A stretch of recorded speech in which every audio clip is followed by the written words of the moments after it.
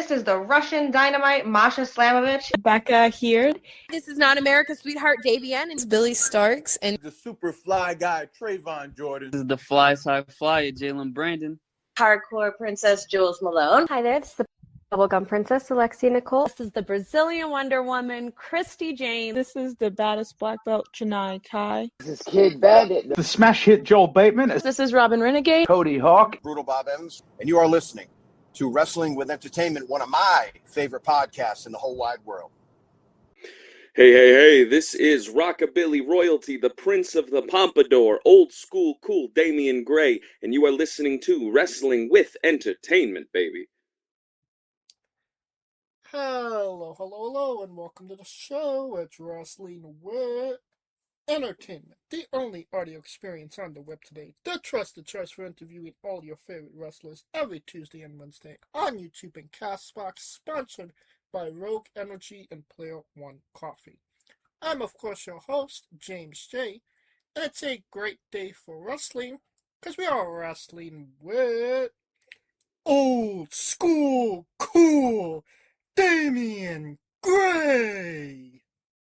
Hey, that's a better introduction than I get at half of the places I go to. I will take that. Hey, yo.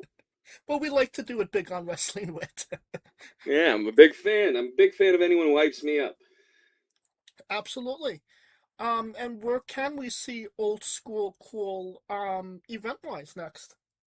Oh, I'm wrestling all over the place, but the next couple ones coming up, if we got any Canadians up there, I'm going to be doing a Wrestling for a Cause fundraiser up in Winnipeg, Manitoba, Canada. That's January 24th, so that'll be after this one airs. But for the rest of them, you can see me at Rocket Pro on February 7th. That'll be the next one coming up at the time that this one releases. That's in Joliet, Illinois. And where can we find you on social media and merchandise? Yeah, you want to check me out? Best place to go is going to be my Instagram.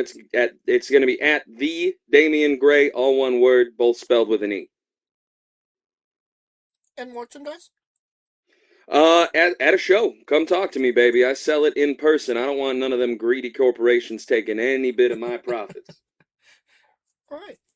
Well, no need to looking for it. All of the links to his social media will be in the description of the video below, but on YouTube and Castbox. All right, let's get into it. You wrestle for Rocket Pro Wrestling. Can you tell us about your relationship with the company? Yeah. So I've been wrestling with Rocket Pro for a long time. They're sort of my home promotion to some degree, in that I wrestle with them probably most frequently. They're kind of in the backyard of where I grew up. I grew up out in the Lockport, Joliet area. They're located in Joliet, Illinois. And it kind of came to be in some serendipitous little way. If you're familiar with Gunner Brave at all, I met him out and when I was training. And he was wrestling there for a little bit. He just asked one day if I wanted to come out and meet everybody, help out, and kind of just spiraled from there. They figured out I was a wrestler. They saw what I can do, and the rest, you can say, is history. I got you. Now, you mentioned it. You're going up to Winnipeg, Manitoba in the next couple of days. That's your first international booking, no? Yeah, that is. It's going to be my first time wrestling out of the country. I'm excited to show some of those Canucks what's going on, but believe it or not, it's actually a charity show. I do have some heart, so I got set up through a couple people that I know. It's going to be a nice long drive for me, about 13 hours to get up there through the freezing cold. It's supposed to be about -11 that weekend, but I'm excited. It's going to be a good time. I get to go and show exactly all those Canadians exactly what 240 pounds of Italian-American steel can do to some of those frostbitten flea bags, so to speak. And I mean, the American-Canadian border, where crazy stories are come to life, no? You know, I've heard a lot of things. I'm going to have to make sure to clear out my car, make sure there's not any contraband in there that's going to get me popped. But no, it's going to limit what I can bring to the show, that's for sure. I'm a big fan of my weapons and my props, as you know. I love the baseball bats, the chains, the spiked gloves, all the dirty tricks. That's right up my alley.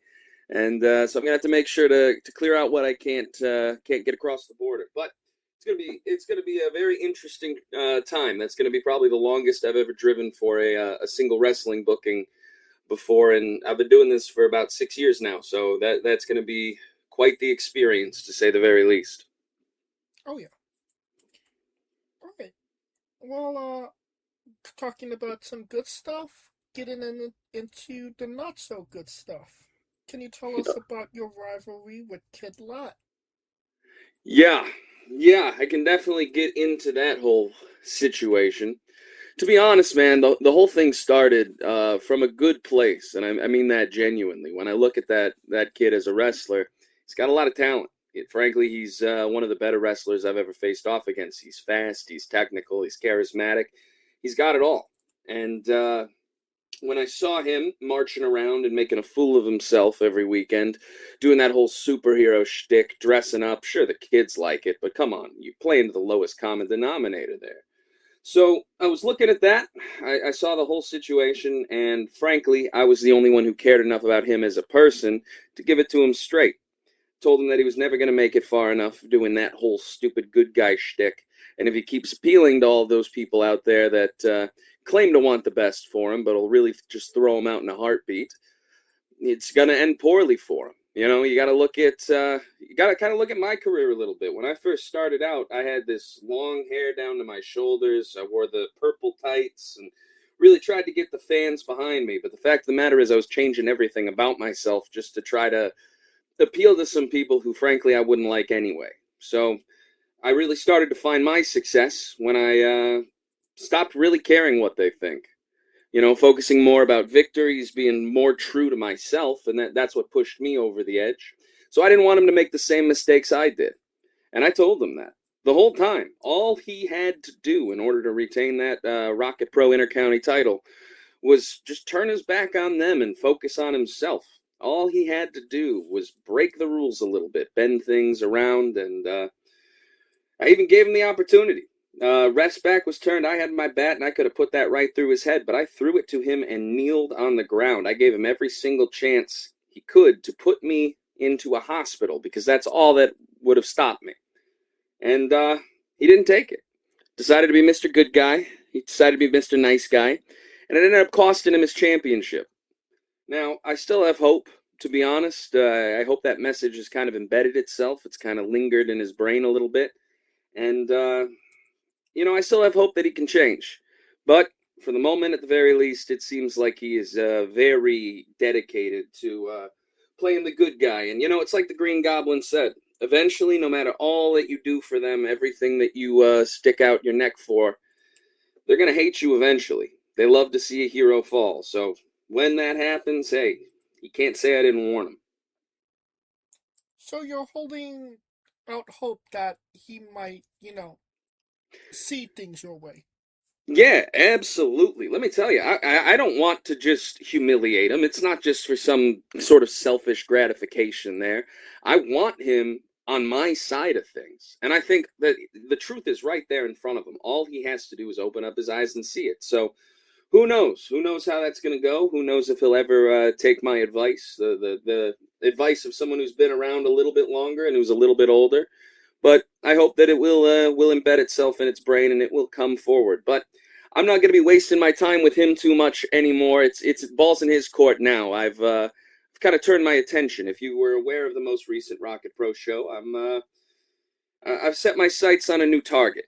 Someone that the fans seem to love, and frankly, I don't get how he is as good as he is, but there's something there that I think I can use, and that's Turtle. Really? Turtle? Yeah, Turtle. You know, believe it or not, he doesn't look like much, and I'll be the first one to tell him that. He's, not the most tall, imposing figure in the world or anything like that, but, it's the weirdest thing. He goes up against people that are twice as strong, twice as fast, twice as talented, twice as good-looking, and twice as charismatic, yet he still finds a way to keep coming out on top. So I've shifted my message. I've shifted, not the message itself, more the target of the message, and I've shifted it to him because, yet again, I think that there's a lot that we can do together. All he needs to do is turn his back on Danger and that stupid crowd of theirs, and he can make some magic. Well, maybe it will go better than it did with Kid Lat.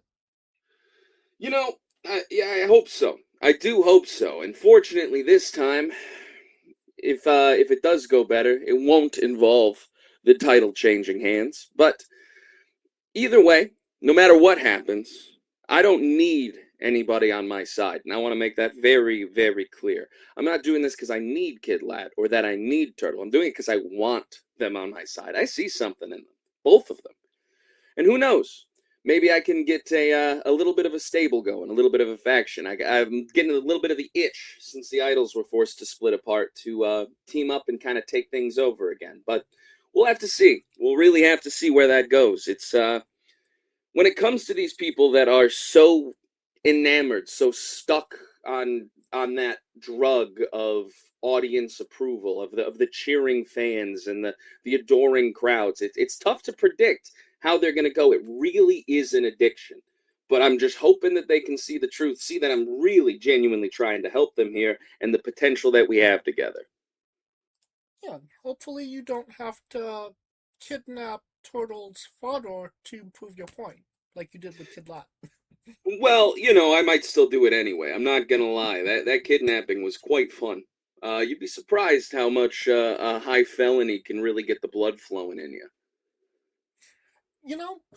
Having interviewed somebody that recently kidnapped somebody, and I mean they're now their tag team partner and like a big part of their faction. So, it's, I said it back then. I'll say it now. Some kidnappings actually work out.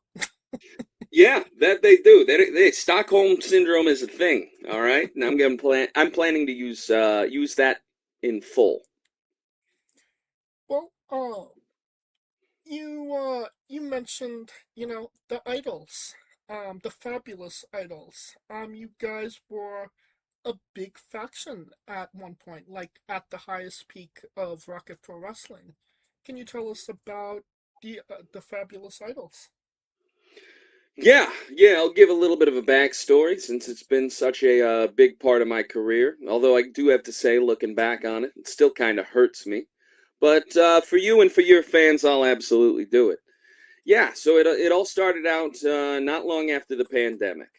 You see, I was still Mr. Goody Two-Shoes for a little bit, and I was actually paired in a match. My tag team partner was Sean Danger, and I was going up against the Idols at the time, Flash Harris and Johnny Nye. They'd talked to me before. Me and Joey actually went back to very early on. My second ever show was actually the first time that I had ever met him. And we went back a while. They kind of did to me what I'm hoping to do for these guys, the Kid Lats and the Turtles out there. They snapped me out of it. I mean, when I talk about that crowd being an addiction, I'm speaking from experience here. That is hard to break. You get the withdrawals at first. I mean, really, when you base your whole life on whether or not they approve of you, I mean, once they turn their back on you, it's painful. So coming out of COVID, it seemed like most of the people had kind of forgot who I was. I wasn't even booked on the first show coming out of the pandemic, despite all the momentum and all the fan outcry going into the pandemic.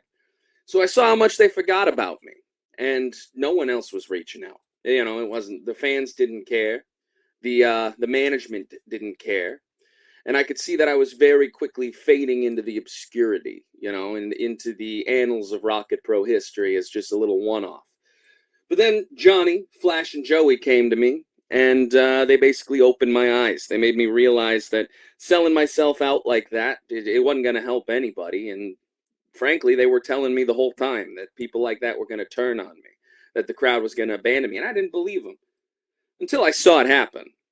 So before that match, they came to me, and even then I was still resistant. They were trying to recruit me. They were trying to bring me on. Me and Bowman, we were the muscle, so to speak. And we got brought in right around the same time. In fact, I think Bowman was a little bit before me. It might have been him instead of Flash in that match, and Flash managing. It's been a while. I'm kind of blocking out some of the memories as traumatic, I suppose. But either way, they brought us in a little bit as the muscle, and going into that match, I was still resistant. I was still angry. Then we lost.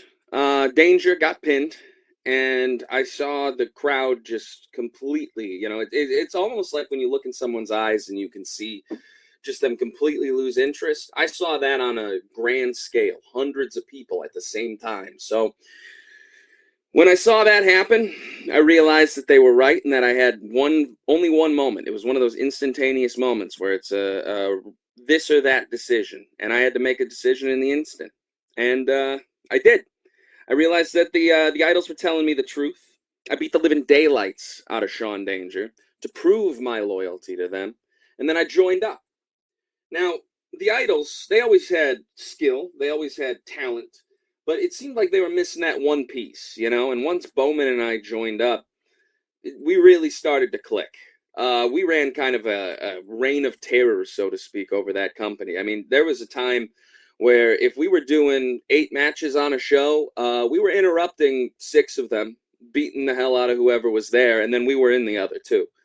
So we decided, hey, you want to ignore us? You want to try to shift us off into some side gimmick, some comedy gimmick? We're not going to let that happen. We're going to assert ourselves and insert ourselves wherever we please. And because of that, we made a whole lot of enemies. Whether it was the entire locker room at the time, half of management, most of commentary, pretty much everybody there hated us for a while. But I realized, doesn't matter if they hate you. All that matters is the results. And as that started, we started to get more opportunities because they couldn't deny it. These champions wanted to fight us because we kept screwing with them, kept messing with them. And eventually, the opportunities arose, and we claimed every single belt in that company simultaneously, with the only exception being the heavyweight title. Every other belt was under idol control, and then that wasn't even enough for us. We took over the whole damn company for the year. People forget that before he turned his back on us and tried to form his own little group, we were the ones who installed Damien Saint as the general manager in that company. Now, we couldn't run day-to-day operations. We thought he'd be a little bit more of a loyal friend to us than he ended up being. But so be it. So be it. Not everything works out. That was quite the run. And to be honest, I think it really kind of made me the wrestler that I am today. It taught me a lot, and I loved those guys like brothers. I treated them like family. They taught me everything. And then, of course, things started to fall apart. Johnny and I got some weird morality kick and got some weird hair up his butt where he decided that he actually cared about doing the right thing and being a nice guy. And that was the beginning of the end. That split things off. Him, Flash, even Joey. These people who I looked up to as, pun intended, idols of mine. People who had, helped shepherd me and guide me into this company are now having a sudden change of face. So I didn't like that much. We ended up fighting it out for over a year, almost 2. Just ready to kill each other. And finally it ended up all culminating in a dog collar tornado tag team match.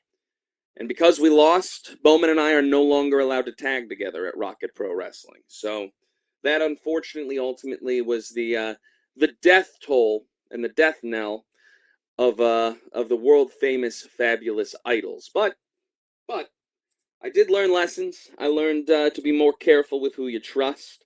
And I learned to, most importantly, stomp out any level of resistance like that early, not to let it fester. See, I was too trusting. But, I won't make that mistake again. Let's just say that. Being in a faction as long as you had, because you were, like you said, literally running the company, how has it been to be on your own and, not have that backup? To just be, a singles competitor? It's definitely different. It definitely is different in a lot of ways. I would say that I definitely miss the Johnny, Joey, and Flash that I knew. The ones that helped us take over the company. I miss them severely, and I think having them in my corner would be a benefit. But the fact of the matter is, they're not the same people anymore.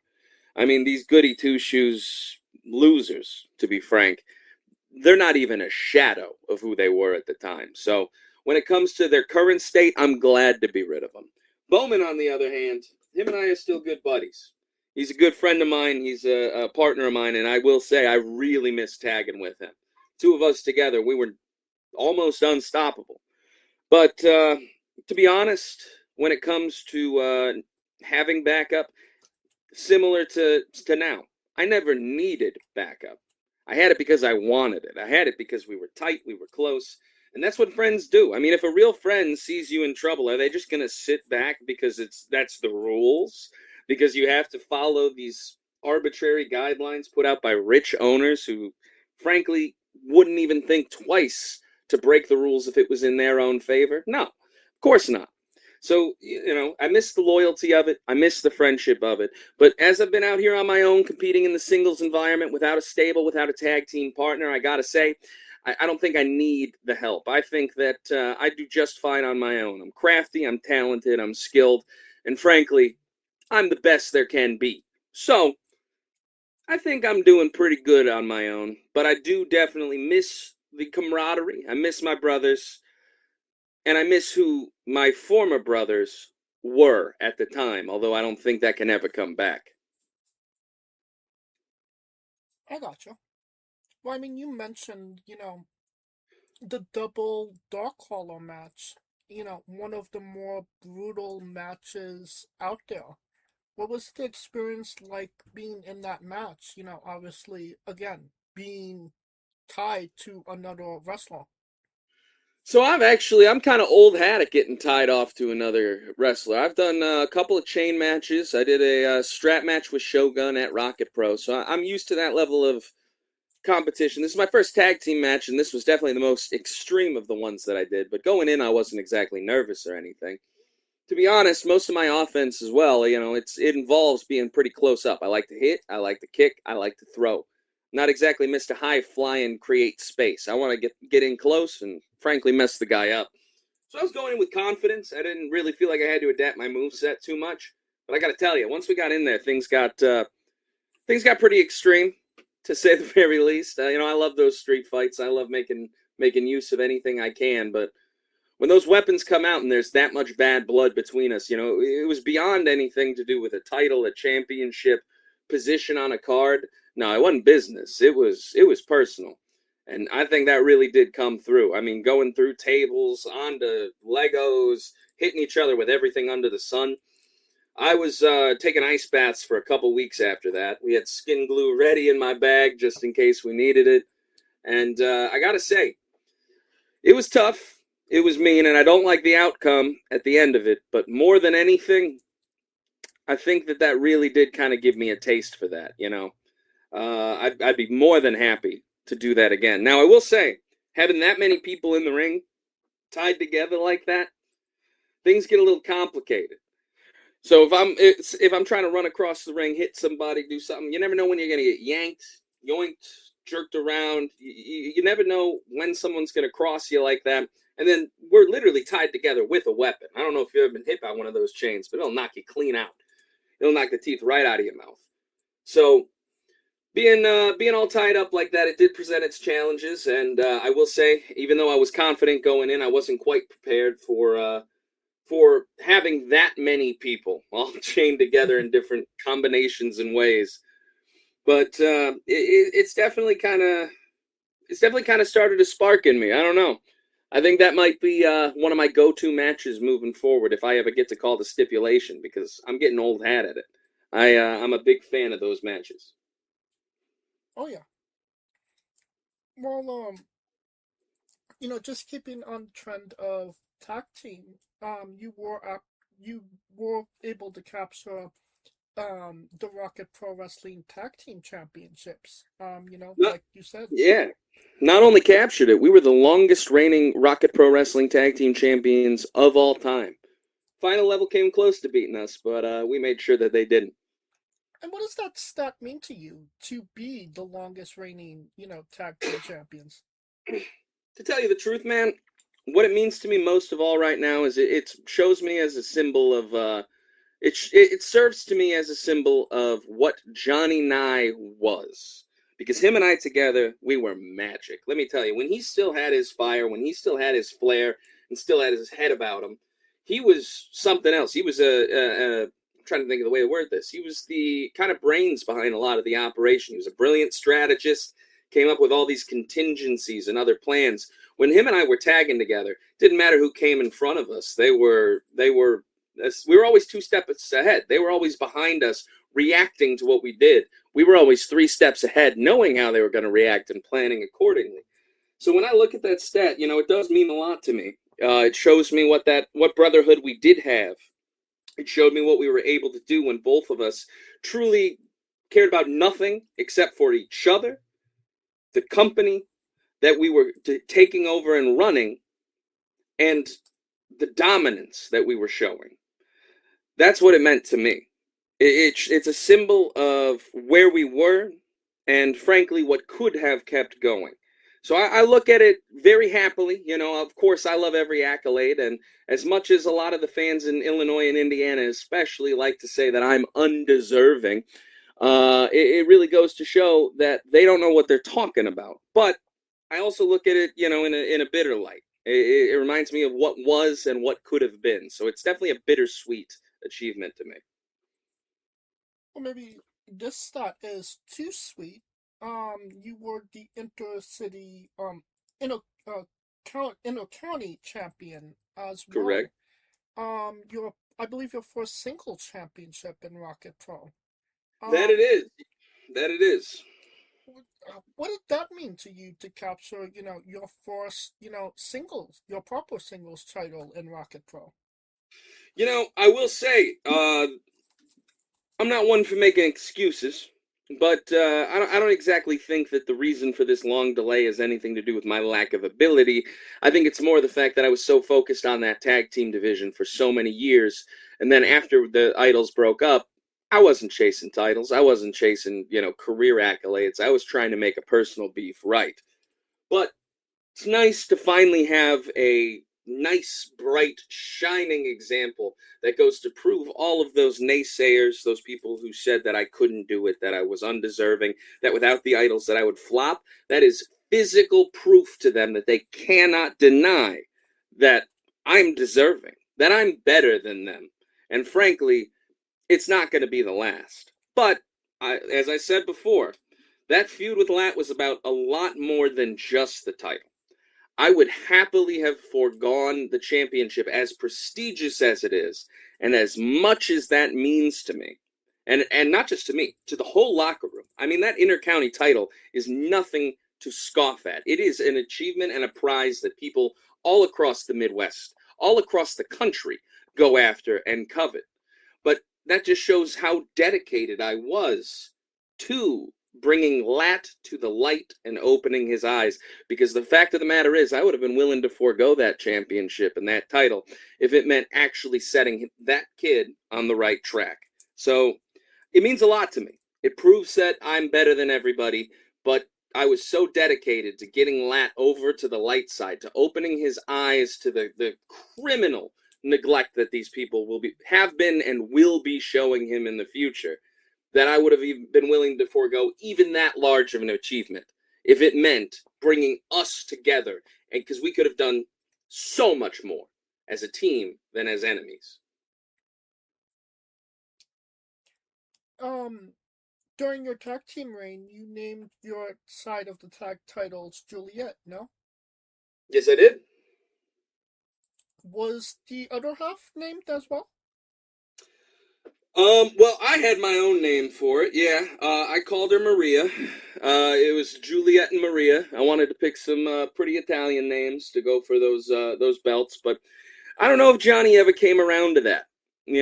I think he was a little bit too distracted trying to figure out his weird morality complex to put those names to it. But yeah, I mean, everything I have is named, right? My vest, her name's Judy. My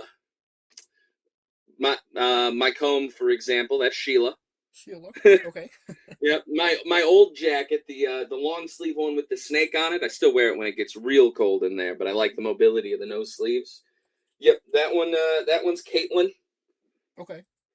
And we can't forget the chain, the one that I used to beat people up with, essentially. Yeah, that one's Ashley. So got a lot of them. Got to name them after. It's like a ship. Got to name it after a lady, and she'll treat you right.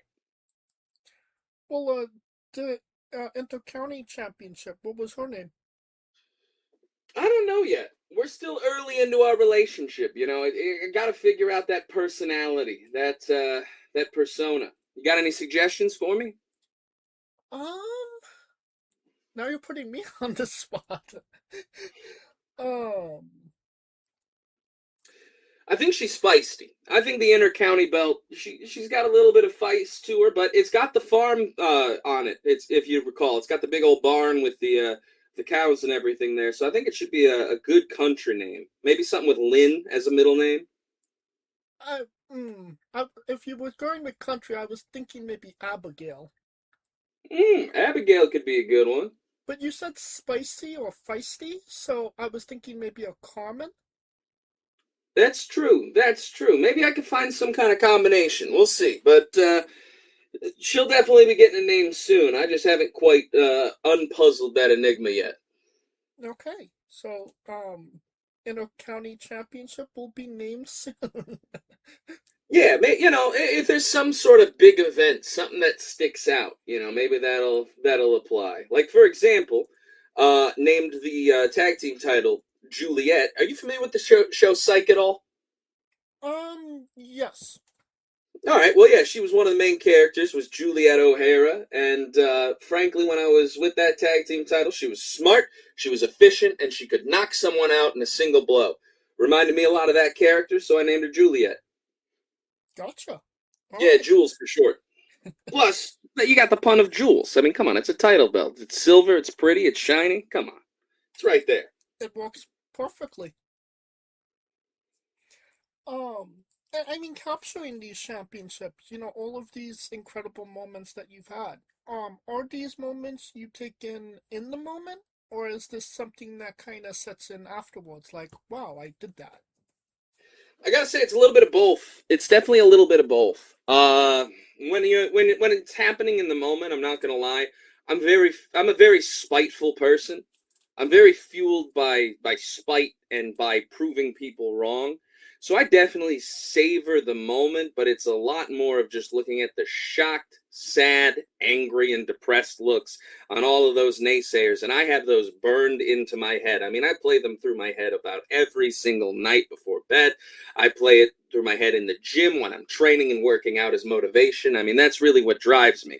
But the actual gravity of the situation, I suppose, usually doesn't quite set in until you're driving home.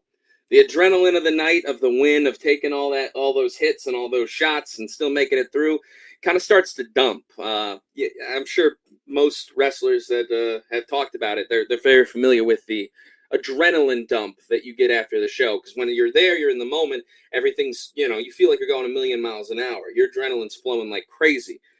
A lot of the time, even if I've taken some real severe damage, you don't quite, like, you feel it. Obviously, it hurts in the moment, but you don't feel the severity of it till that adrenaline really wears off. And when you're there, you're sitting in the moment, looking at visual proof of your achievement. I mean, that means the whole world to me, and I'm assuming to most other wrestlers that go after this. I mean, look, I know I'm coarse and cruel and heartless in a lot of ways, but I'm not completely without dreams. I mean, we were all little kids watching wrestling, dreaming of the day that we would be able to come out with a shiny title around our waist, make a big entrance in front of a huge crowd. We all had that dream. So being able to sit there and really kind of realize that despite all of these people who don't like me, who don't like my methods, that I have made it there through sheer force of will and through forcing my way in when it's needed. That's when it really kind of the gravity of the whole situation sinks in. So definitely hits you in the moment to some degree, but it doesn't really fully sink in until probably like an hour or so after the show, driving home, sitting alone with your thoughts or with the guys that you rode to the show with, and that's when it really starts to kick in. And I mean, it almost, you know, didn't happen the way that it did, because maybe like you were already like 3 months into your wrestling career before the pandemic hit, no? Yeah, I made my first debut. So I originally trained out at Black and Brave. I was class 16, and we finished at the end of November in 2019. I made my debut for a company that doesn't exist anymore out in Peoria, Illinois. And that was literally 1 week after I graduated. I wasn't supposed to be on the show. I was literally there basically just to meet some people, shake some hands, and get my name out there a little bit. Someone, I think, got into a car accident or something, and they had to no-show, and I just got thrown into the match last minute. And let me tell you, I mean, I could tell stories for hours just about that show because it was pretty crazy. But yeah, so I make my debut end of November. I wrestled through December, January, February. I actually made my debut, I believe, January 2020 at Rocket Pro for my first time ever. And I was starting to feel the momentum. I was really kind of getting the rhythm, starting to get my confidence as a wrestler and as a performer. And then the pandemic hit and everything shut down. Really kind of took the wind out of the sails and really stopped everything, to be honest. And I was living with someone who had immune system issues, and we really kind of had to take locking down really seriously. Couldn't get out and even train, couldn't practice. Pretty much the only exposure to wrestling I could get was watching what was on TV, the no crowd shows, the Thunderdome and all that. And it's tough to lose that momentum, but ultimately you can't always control what's going to happen. And if being a wrestler and being in the Idols has taught me anything, you always have to have 15, 16 different contingency plans. So we come out of the pandemic, shows start opening up, and I just start going anywhere and everywhere that'll have me. I was working shows with no crowd before like fans were allowed back in and we were recording it.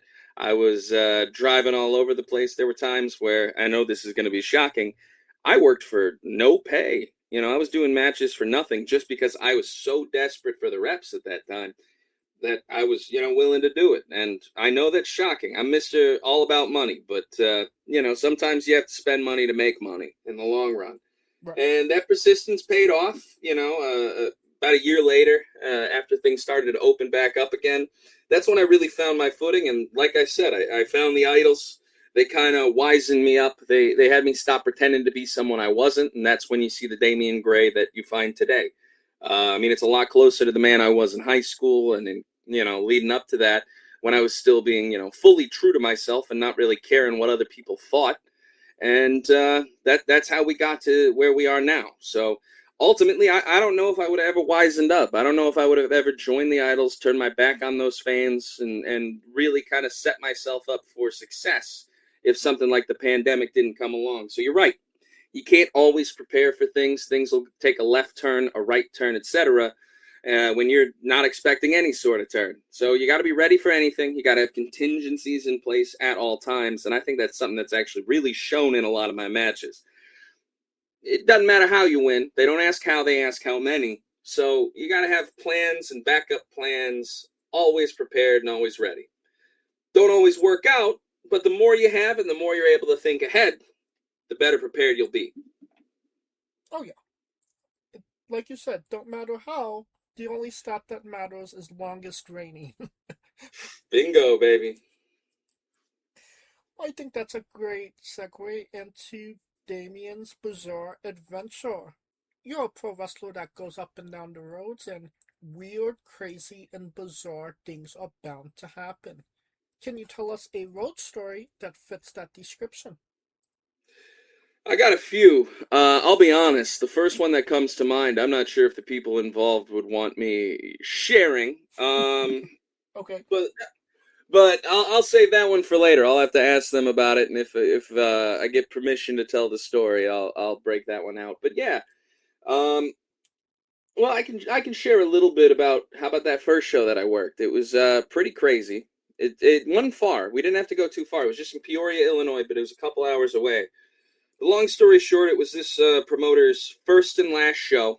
He had never put on a wrestling show before and hadn't since.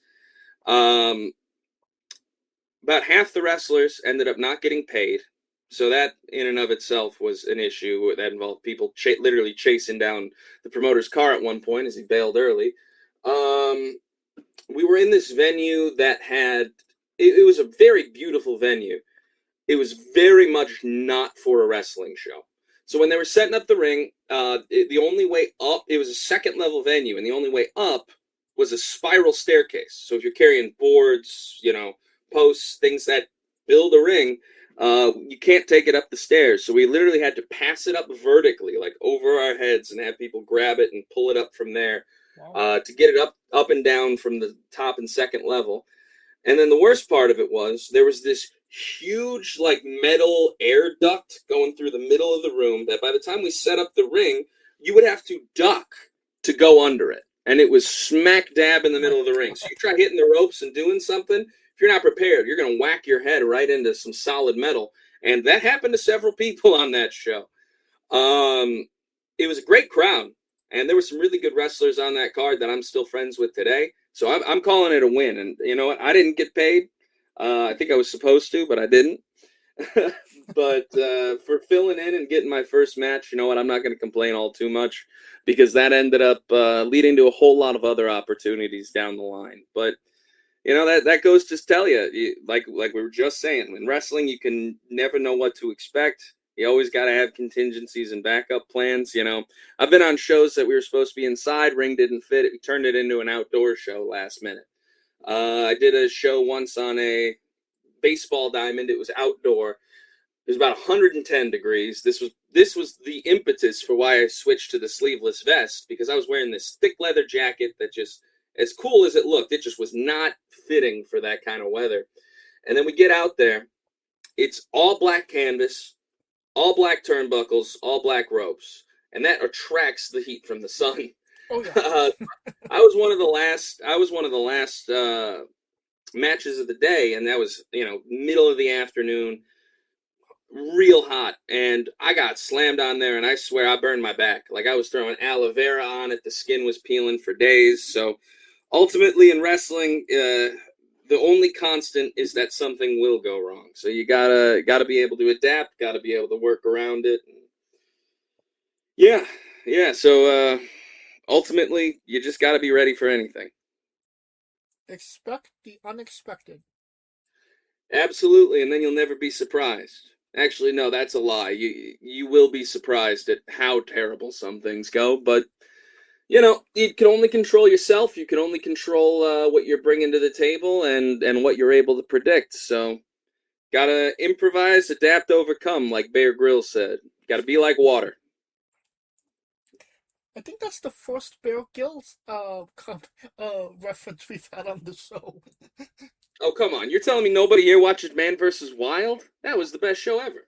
I mean, I would like to think somebody did, especially one of our British interviewees.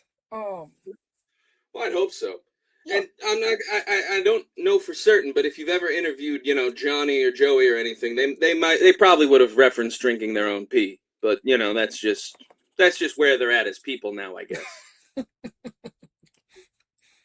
I mean, drinking his own pee is why Bear Grylls stopped doing the celebrity show, I believe.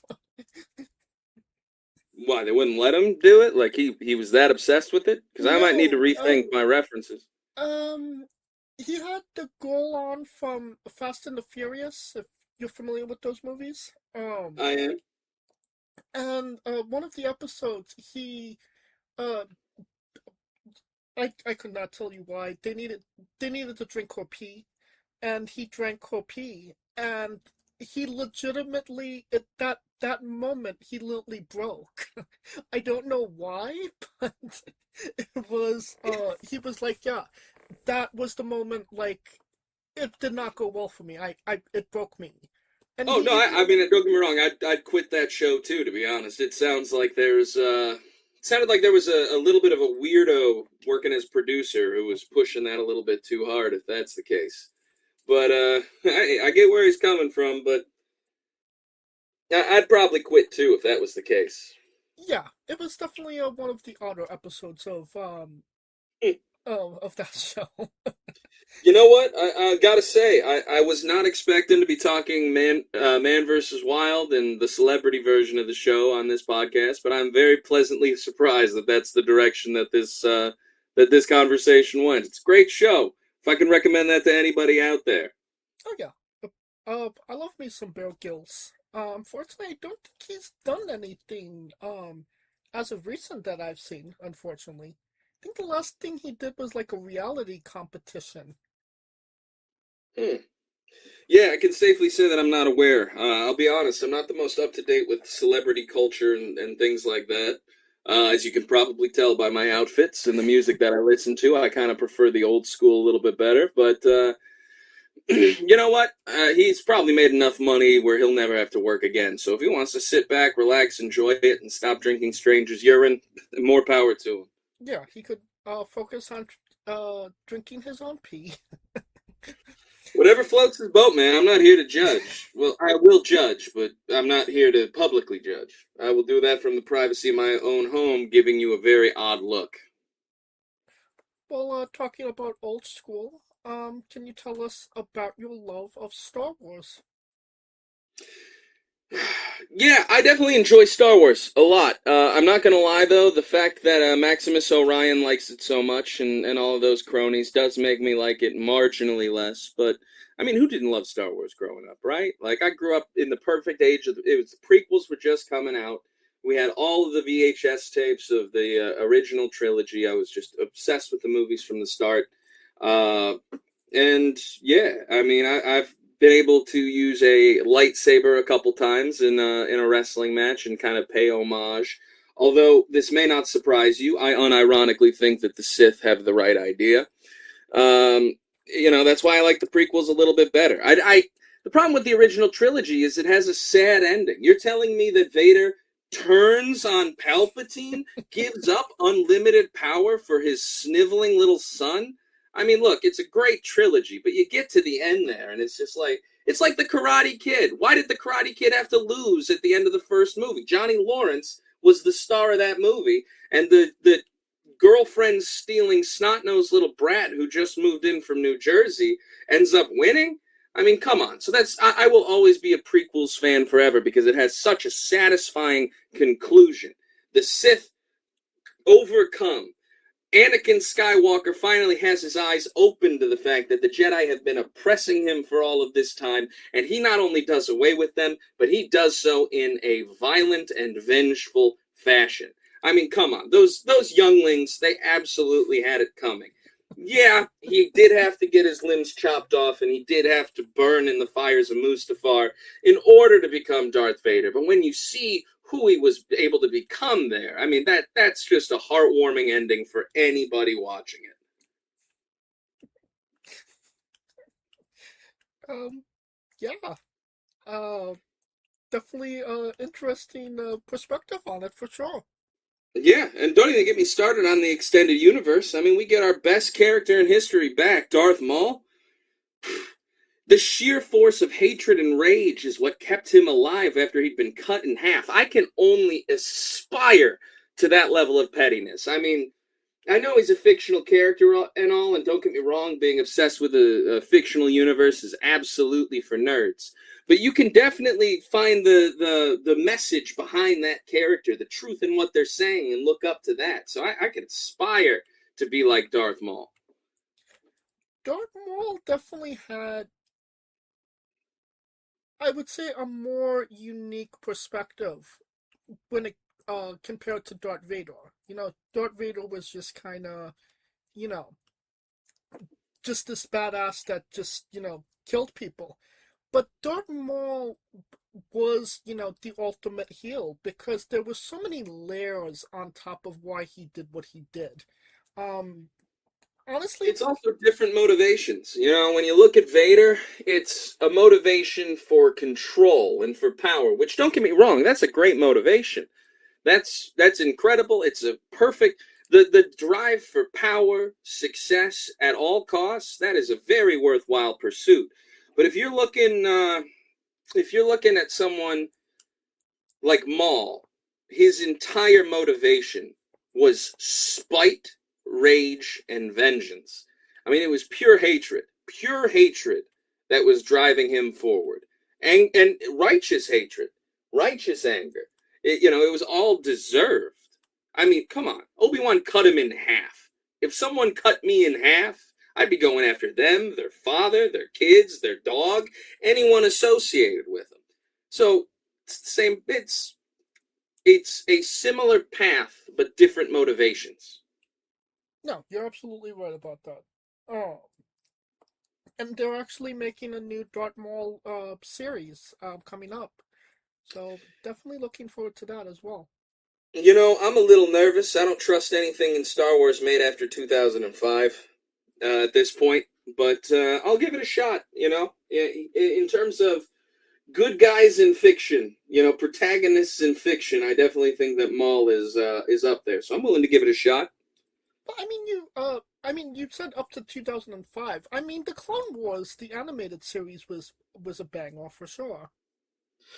See, problem is that's a cartoon. I know the lore, but I can't. It's just too nerdy for me. You know, I've put too many people in lockers, given too many swirlies and, you know, atomic wedgies to people for watching cartoons to turn my back on that now. I gotcha. But you're definitely missing out, especially on some good Darth Maul content. Well, I guess I will be forced to miss out then, unfortunately. But yeah, I can't bring myself to do a cartoon. It's for kids. It's for kids. We should definitely leave that behind. To be honest, I probably haven't watched Star Wars in a couple years now. Little childish, but I can still hold that near and dear to my heart as something I enjoyed as a kid and characters that I looked up to. Well, I mean, you mentioned the Karate Kid as well. Obviously Johnny, I should say. Johnny didn't get his justice in the movie, but did you approve of his character arc in Cobra Kai? Yeah, to an extent. They made him a little bit too soft towards the end there when he was working with Daniel LaRusso. What he should have done was beat up Daniel, took his wife, took his house, and just left him on the side of the road there to go wax on and wax off. But they finally gave him his druthers. You know, they showed for the first time ever the benefit of strike first, strike hard, no mercy. It was framed so negatively by these, you know, various Danny LaRusso fans over the years that it's nice to see someone finally recognize the power behind that. And I mean, he's doing exactly what I am hoping to do with Turtle and with Kid Lat. He is taking these squares, these timid little nerds, and bringing out the warrior in them and showing just what they can accomplish. Cobra Kai is incredible. I'm glad that they finally rectified the fact that they botched the ending of the first three movies. Well, ending of the first movie, beginning of the second. Daniel did join Cobra Kai for a little bit in the third, but then he unfortunately went back to Miyagi-Do. But yeah, I watched that with my dad when it first came out, and we've been watching it ever since. And he shares my opinion. Where do you think I got it from?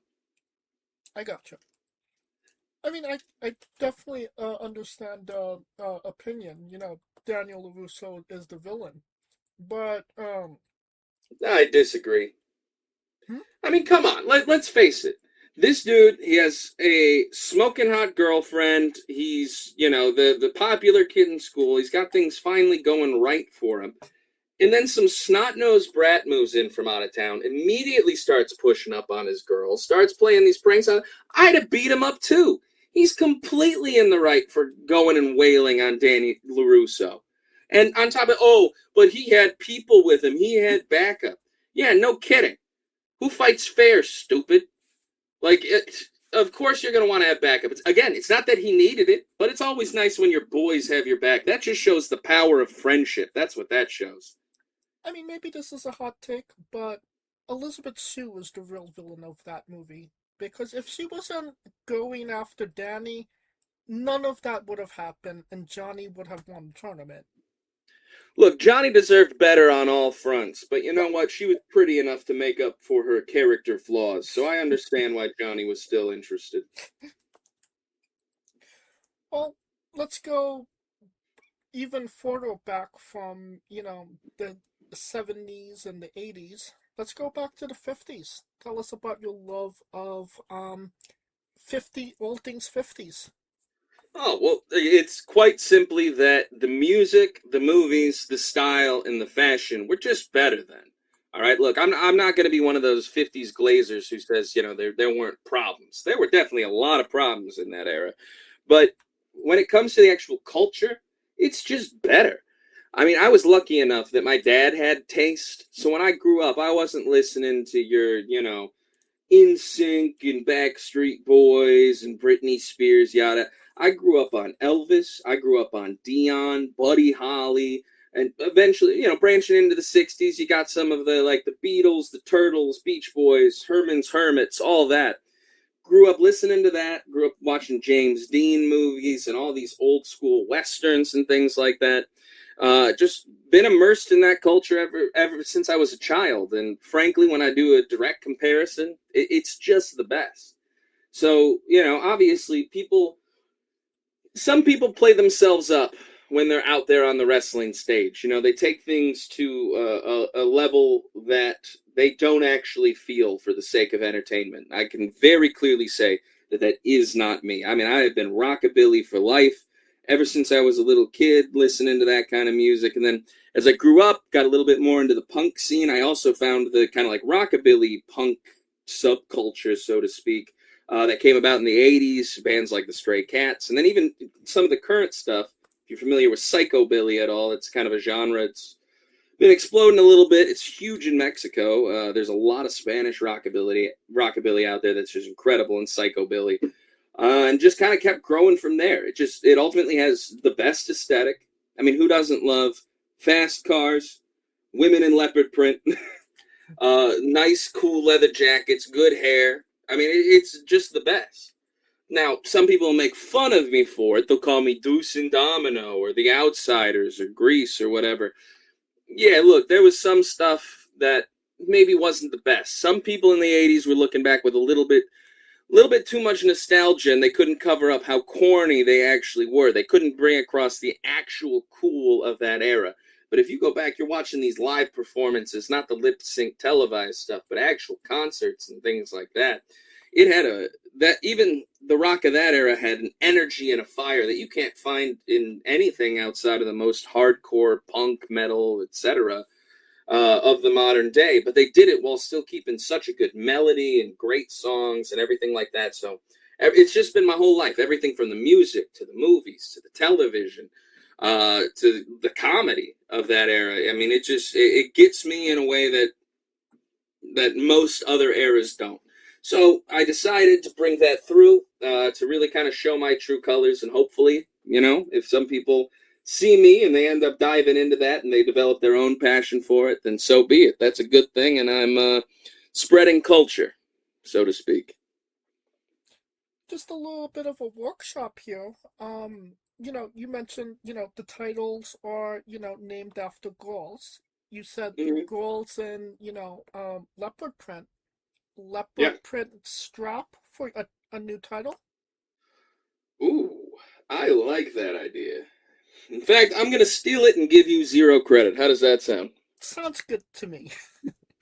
Yeah, I'll definitely be pitching that around. I'm, of course, going to make, whatever company and promotion the title is for, I'll make them pay for it. I'm not going to pay them out of pocket. I'm their star. They should be paying to make me look good. But that's a great idea. All right. Workshop concluded. And if anyone asks, it's my idea. You're cutting the fact that you brought that up, right? Yeah, of course. This right, clip we can do will wonders definitely with not editing. be all over the internet after that comes out. All right, good. I barely know how to work the internet, so that's fine. Sounds good. Sounds like a plan. On to the colossal question. Let's say they're making a movie about you. Every movie has a soundtrack.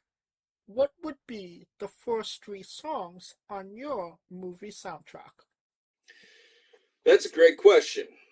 All right, so I think in order to set this up, we're going to have to set the scene, right? Mm-hmm. I think if we're going to be kicking that off, it's going to open with a fight in a bar because, well, frankly, if you're going to sample a random point in my life, there's a pretty good shot that you're going to get a fight in a bar. Probably me taking out 10, 15, 20 different people. And for that, I'd want Big Iron Marty Robbins. That's going to be the opener. That's going to be playing as I'm wailing on people, knocking some skulls. It's a little country. It's not quite rock and roll, but you know what? Marty's got some talent. That song's just so iconic that I think that's the way to go. Okay.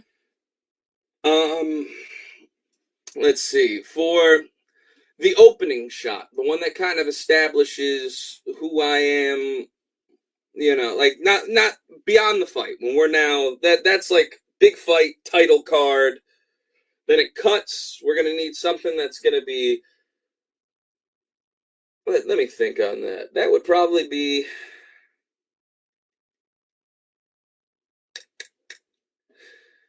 A good option, if I'm thinking about it. If we're going to be doing like an establishing shot as it goes over the neighborhood and things like that, things looking probably pretty rough. I'd want to contrast the roughness of the like exterior and of the shot with a very kind of soft, a more beautiful song. It's going to provide a nice level of dissonance, a nice level of contrast. I'd probably go Earth Angel for that as it's setting it up. And maybe, you know, like a panning shot of a drive-in, some classic cars, the motorcycle, things like that. That'd be the song for that. Okay. And then finally, if we're going to be going for something that's going to be a little bit more romantic, so to speak, because if we're making a movie about me, there better be a love scene with a very pretty actress. I'd want to go with something by the Stray Cats. Maybe, I don't want to say I won't stand in your way anymore, because I will stand in people's way, and that's a good one. But probably Lonely Summer Nights. I think that would probably be the perfect one for a romance scene with me and, I don't know, whatever Hollywood starlet you think is the most attractive.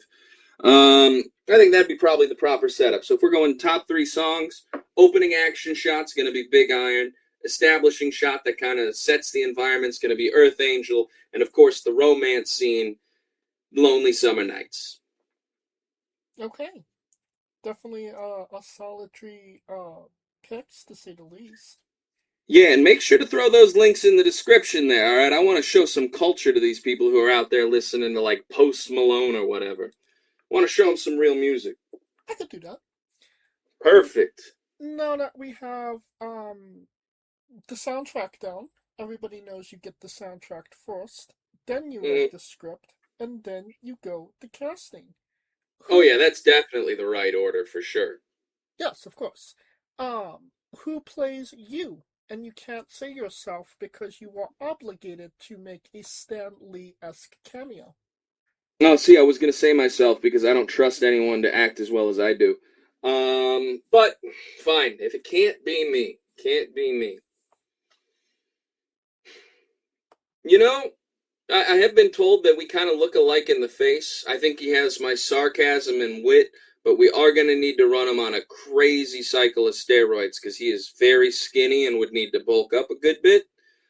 Adam Devine from Workaholics. Okay. Yeah. I think he's got my sarcasm and my wit down, and although he usually plays kind of a dope, I think he has it in him to kind of get the cool across if he's coached properly and has me in his corner teaching him what to do. Okay. Now that we have you casted, every movie has a supporting cast. Who would be 3 people significant to you and your story that would be in your movie, and who would play them? Well, let's see. For Johnny Nye, I'd say let's go with Kevin Spacey or P. Diddy. Someone who's, been equally as terrible of a person as he is. Oh, God. For playing my father, Sam Elliott. Okay. Unfortunately, my dad no longer has the cool, thick mustache, but he did in his time, and I think that would get across really well. And then let me think. If we're doing a real person, because I would say the equivalent of like a guardian angel, Ghost of Christmas Past, I'd go John Goodman. But if we're going for a real person,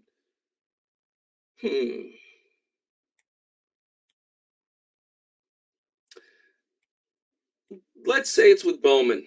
We throw Bowman in there, and I'd want to pick someone as cool, tough, and intimidating as he is. There's a couple good options, but I'm trying to remember the guy's name. He was in Sons of Anarchy. He just got cast in God of War as Kratos. What's his name? I didn't hear of anybody being casted in God of War. I'll pull up his name right now. Give me one moment. I'll do the same. Ryan Hurst. Okay. Ryan Hurst. Yeah, he was big in Sons of Anarchy, and he actually in the God of War games, I've been told he also voiced Thor. But he's an intimidating guy, big old beard. He's lost a little bit of muscle mass, but I'm assuming he's going to be putting that back on, so he'll look like Bowman. And he's just got that tough, take no crap biker attitude, and he's just spot on at portraying that. Perfect. This is sounding like a great movie, a blockbuster to say the least, and you could pre-order the tickets now. Well, with the casting of Johnny Nye, I don't know if it'd be a blockbuster. I think it might get blacklisted from a couple of theaters, but that's a point I will not concede on. You need someone who's evil to play evil. Well, onto a controversial subject. Pineapple on pizza. What's your stance? Yeah. Very much pro, but only if it's bad pizza. So, one, I'm in favor of it because it ticks people off irrationally, and that's one of my favorite things to do. Okay. Love to rage bait. But two, you never put it on good pizza, right? If you're getting some, whether it's tavern cut, deep dish, whatever, but if you're getting some good Chicago pizza, you never put pineapple on that.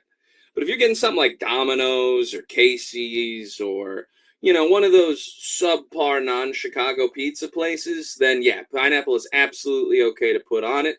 You never use it to cover up flavor of good pizza, but when the pizza in and of itself ain't so good, the sweetness of the pineapple will balance it out. Okay. That's definitely an interesting take. So the worse the pizza, the better the pineapple is. Correct. Yeah, it's not good if you're getting like an actual good slice. You want to just taste the pizza in that instance. But if the crust ain't good, the sauce ain't tasty, maybe it's too greasy, yeah, pineapple's the way to go. It'll balance that out and help cut the kind of greasiness and lower quality. Gotcha. All right. It's like you don't put mixer in a good whiskey, you drink it straight. But if you got a low quality well whiskey, yeah, make a whiskey and Coke, mix it with something. It's kind of the same principle, but with pizza. What's your spirit Pokemon? I'm not a nerd, so I wouldn't know. Pikachu, I guess. That's the one that everybody knows. Okay, I will accept Pikachu. Now, we love the late great Tracy Smothers on the show. Do you know the acronym for Thug? THUG. I'm not familiar. T is for terrible, H is for hell, U is for ugly, and G is for jail, 'cause a dog can't spell. I love that line. I can't believe I've never heard of it before. I'm familiar with who Tracy Smothers is, but I can't believe I've never heard that broken down like that. That's good. That's genius. Yes, that's ECW Tracy Smothers, I believe. Yeah, see, I was unfortunate enough to have missed the golden era of ECW, too young for it. Gotcha. But I went back and I watched a ton of the matches. We had all the VHS tapes and all of that. But unfortunately, because of that, I've missed a lot of the promos and the golden lines that I'm sure were there. It's, mostly just been matches that I've been able to watch back since. Oh, yeah. I mean, it was fun. It's fantastic. The full Tracy Smothers, a part of the full-blooded Italians, yet he was Irish. Well, that's wrestling. Hey, I mean, was it Muhammad Hassan was Italian? That's right. You never know. Like I said, some people they do stuff that ain't true to themselves in order to get across with the fans and to get them behind them. But that ain't me, baby. True to myself as always. Weirdest question you'll be asked on a wrestling interview, hopefully. Would you ever... You'd be surprised. Well, maybe you'll be surprised. Would you ever consider wrestling a Rock? Not Dwayne Johnson, not the country, an actual physical Rock. I mean, how do you pin it? What's its back? I mean, that would be at the referee's discretion, no? Well, I don't trust the refs, so in that case, no. But if you allow me to do a street fight, yes, and I'm bringing a pickaxe. All right. Turn that rock into gravel. Well, just for context, there is a wrestler named Psycho Mike that indeed wrestled a Rock for over 15 minutes in a Tungsten Man match. That's an Iron Man match that lasts for 2 weeks. Huh. You know, I do remember the 2-week Iron Man match. I remember that being a thing. But if he's wrestling a Rock, I think the Psycho in his name might be pretty accurate. But you know what? More power to him. Not sure how that would be much of a match. The Rock cannot punch you or slam you. But it sounds to me like he was fighting his own demons that day more than anything else. You're maybe not too wrong about that. But have you had a weirder question than that? Not that I think ended up getting posted, but, you know, let's just say not everyone who invites you on a podcast is actually a podcast. That is accurate. Some people are just looking to, I suppose, satisfy their own desires. Yeah, unfortunately. Let's hope nobody asked to buy your socks yet. That happened in the first 3 weeks of me being a wrestler. No, really? Yep. Random, it was like one of those random, like, you know, it was on Instagram, and it was one of those random, like, user 185, blah, blah, blah, like not like a bot account, but one that, you know, they're clearly probably getting repeatedly reported. Yeah, they offered to buy ring-worn shoes and socks. That was an immediate block. I know that I'm fancy, I know that I'm important, and I know that people want to be me, be with me, be near me, be adjacent to me. But, you know, to be honest, I was already pretty disgusted with most fans, and that just kind of stapled it home even a little bit more. So people ask why I abandoned the fans are why I abandoned the fans. And people asking for shoes and socks and feet pics are part of that reasoning, let's just say that. I mean, I'd only wrestled like 4 shows, maybe one of which was on YouTube. I have no idea how they figured me out, but like they were just like, oh, this guy, let's ask this guy. He'll clearly be receptive. I've never been more insulted. On a more serious note, where do you see yourself in 5 years? Besides kicking butt and taking names? That's a good question. Probably continuing to wrestle, continuing to be at the top of my game, be the best person in every single promotion that I wrestle for, and, you know, just being better than the fans, better than the other wrestlers, and thriving and succeeding in everything I put my mind to. Now, as I'm sure you're aware, you've seen motivations can shift, motivations can change, so I don't know exactly where my target will be pointing at in 5 years, but rest assured, no matter what it's pointing at, I will be hitting that target, because that's what I do, baby. Old school cool. And, what is a match people should go out of their way to see that best shows off you as a pro wrestler? That's a great question. Well, I'm going to use this as an opportunity to kind of pitch and promote. I wrestle for quite a few different companies, but I will say that the most available ones are Rocket Pro. They post every show on YouTube 2-3 weeks after the show, just so that people can catch up. Maybe they missed the show. They want to know what's going on. So there's a huge collection there. So I'm going to kind of focus in on those just because I know they'll be readily available and easily accessed. For those, I'd say, number one, take a look at me versus Shogun in a strap match. Number two, I'd take a look at that dog collar match that we were talking about earlier. Number three, take a look at the ladder match from last year. It was the Race for the Case ladder match, I believe. Rocket to the Top ladder match. Sorry, name. Every promotion has a different name for it. But right. It was me, Grin, Sam Knight, and Maximus Orion. But I think that was a great match, although, no, spoilers, but although I got screwed by a former friend. I think that the actual showing was great, and it's very clear to anyone who'd watch it who the best man in the match was. Me. Perfect. And you said those are on Rocket Pro Wrestling's YouTube page. Yep, that's correct. So if you just look up Rocket Pro, Damien Grey versus, and then whoever the opponent is in the match you're looking up, something will come up. Perfect. I will grab those matches from YouTube and I will put them in the description of the video below, both on YouTube and Castbox, for anybody that hasn't seen them, wants to see them, wants to re-see them after this interview. Sounds great to me. And since we are nearing the conclusion of this interview, we are wrestling with the 8 questions of doom. All right, I'm in. Is this like a rapid fire thing? Do I have to say first thing that comes to my mind? Because you don't want to see the results of my Rorschach test. Yes, this is our speed round or bonus round, the round where we see who you really are. All right, I'm in. Let's do it. Greatest wrestler of all time, excluding yourself. Okay, excluding me. It's going to be a 2-part answer. If we're talking technique and storytelling, my favorite's Flair. But if we're talking persona and character, for me, it's Macho Man. Worst wrestler. Maximus Orion.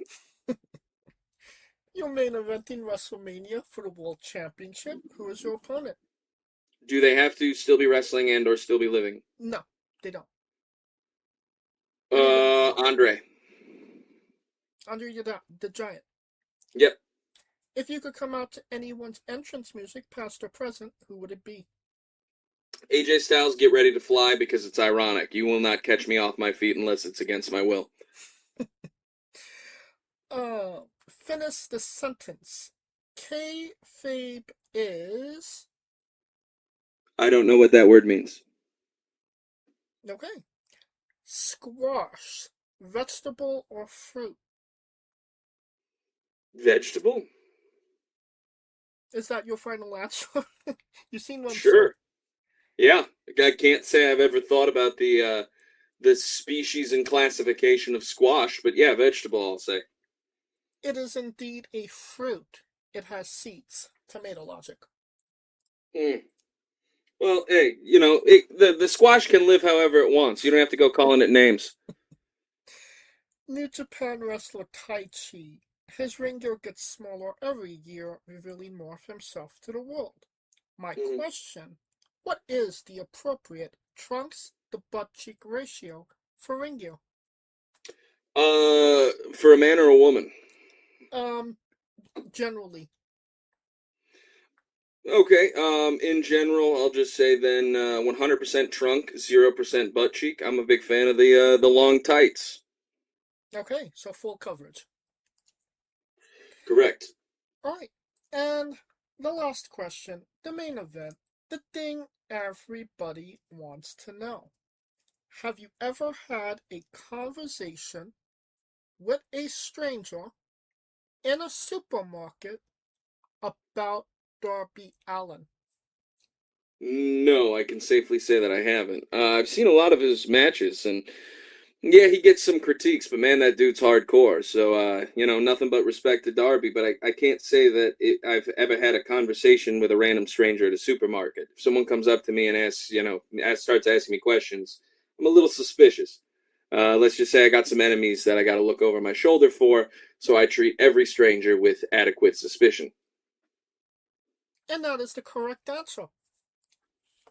I feel like there's a story behind that. Oh, why, about Darby Allin in a supermarket? Well, hear me out, because the way I read that question was that you are talking about Darby Allin to someone while you are in a supermarket. Are you talking about Darby Allin's supermarket, or are you talking about you talking about Darby Allin in the supermarket? I'm talking about talking to somebody in a supermarket about Darby Allin. Oh, yeah, no, I don't like strangers. Yeah. Alright, well, that will conclude this interview. Thank you so much for coming on and doing this with me. Yeah, no problem at all. It was a fun time, I'm not gonna lie. As I tend to go into most of these interactions expecting the worst, because that is what wrestling fans deserve. I was pleasantly surprised with the points of conversation, and you remembered the most important rule when dealing with Damien Grey. That is, flattery gets you everywhere. Hell yeah. And with more flattery, where can we find you on social media to flatter you more? Yeah, I mean, I do have Facebook, I do have Twitter or X or whatever you want to call it, but the best place to find me is going to be on Instagram at the Damien Grey, both spelled with an E. And you don't have to type it into your Google machines. All of the links to all his social media will be in the description of the video below, both on YouTube and Castbox. Simply click the link. A new tab will appear on whatever device you want on. You have no excuse. Give him a damn follow. And when you're at a show, buy a damn shirt. Of course, Couldn't have said it better myself. Of course, thank you for listening. If you like what we're doing, please like, subscribe, comment on YouTube and Castbox. This was sponsored by Rogue Energy and Player One Coffee.